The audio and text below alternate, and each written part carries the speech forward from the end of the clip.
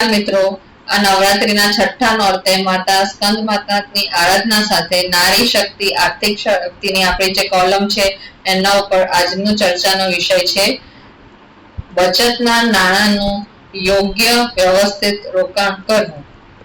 સંપૂર્ણ સ્વયં આર્થિક રીતે જીવન જીવી શકવું એક દરેક મહિલાનું સ્વપ્ન હોવું જોઈએ અને તમારી બચતના નાણાંનું યોગ્ય રોકાણ કરવાથી તમે આ તમારા સ્વપ્નને હકીકતમાં ફેરવી શકો છો.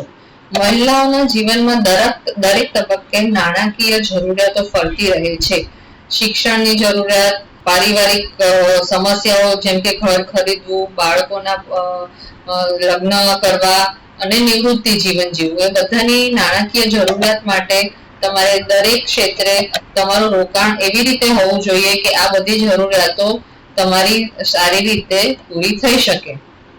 યોગ્ય બચત અને રોકાણ કરવાની પદ્ધતિ જીવનના નાણાકીય સલામતી માટે અગત્યની છે. હવે આપણે અમુક મુદ્દા પર ચર્ચા કરીશું જે રોકાણનો જે આપણો પોર્ટફોલિયો છે એમાં બચતના યોગ્ય ઉપયોગ માટે માર્ગદર્શન આપશે.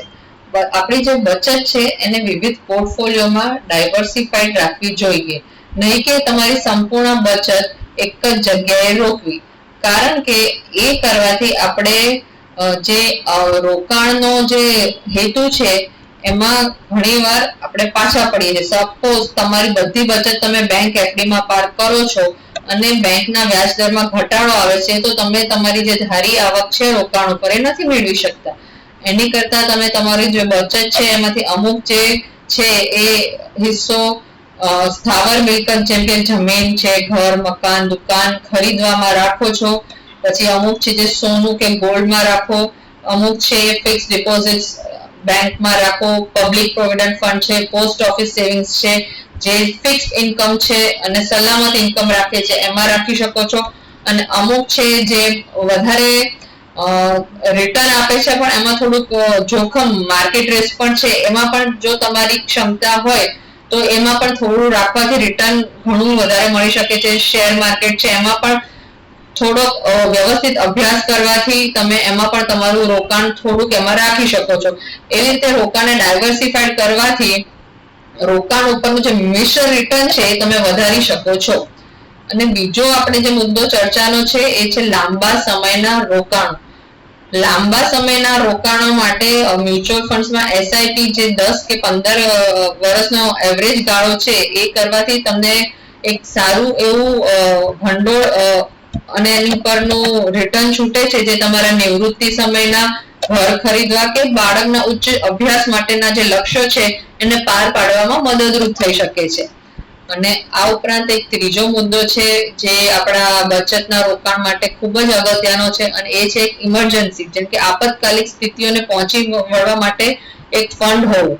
ગમે તેવી જેમ કે નોકરી, ઘરના સભ્યોમાંથી કોઈને નોકરી જતી રહેવી, આકસ્મિક માંદગી આવી અથવા કોઈ પરિવારજનોનું દેહાંત થઈ જવું, આવી બધી સ્થિતિને પહોંચી વળવા માટે મિનિમમ 6 મહિનાના ખર્ચ નીકળી શકે એવું તમારે એક લિક્વિડ કેશ જેમાંથી તમે વિથડ્રો કરી શકો એવું એક ભંડોળ પણ ઊભું કરવું જોઈએ તમારી બચતમાંથી.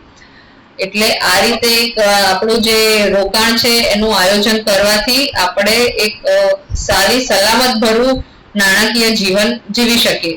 આ ઉપરાંત હવે જે બીજો મુદ્દો ચર્ચાનો આવે છે એ છે પેસિવ ઇન્કમ ઊભું કરવાનો. પેસિવ ઇન્કમ એ એવી ઇન્કમ છે જે તમને સતત મળતી રહે છે પણ એના માટે તમારે સતત કામ નથી કરવું પડતું. અને આજના જે નાણાકીય આયોજન છે એમાં એક પેસિવ ઇન્કમ મુખ્ય ઘટક બની રહે છે. પેસિવ ઇન્કમ આપણે એના ઉદાહરણ આપું તો છે ભાડાની આવક છે અને વ્યાજનું જે આવક મળે છે અને શેરમાંથી જે ડિવિડન્ડ મળે છે એ બધી આપણી પેસિવ ઇન્કમ કહેવાય. એટલે તમે પેસિવ ઇન્કમ પણ તમારી એવી રીતે રોકાણ કરો કે જીવનભર તમને પેસિવ ઇન્કમ પણ ઉત્પન્ન કરી શકો. એટલે ભાડાની આવક માટે તમે જમીન, મકાન, ઘર, ફેક્ટરી, શેડ, દુકાનમાં ખરીદો અને તેને ભાડે ચડાવો તો તમે એક ભાડાની આવક ઉપરાંત જે મકાનનું મૂલ્ય છે એની વૃદ્ધિની આવક પણ એ બે રીતનો ફાયદો તમે મેળવી શકો છો.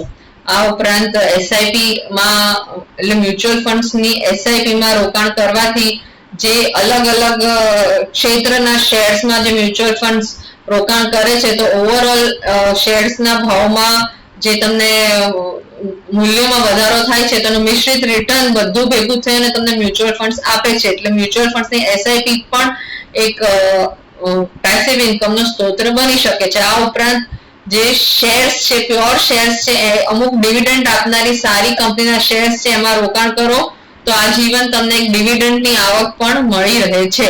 એટલે પરિવારજનોના સભ્ય દીઠ આવી રીતે રોકાણની વ્યૂહરચના બનાવવાથી તમારું ભવિષ્ય નાણાકીય રીતે તમે સુરક્ષિત કરી શકો છો અને સતત આવકનો એક જીવનભર સ્ત્રોત ઊભો કરી શકો છો.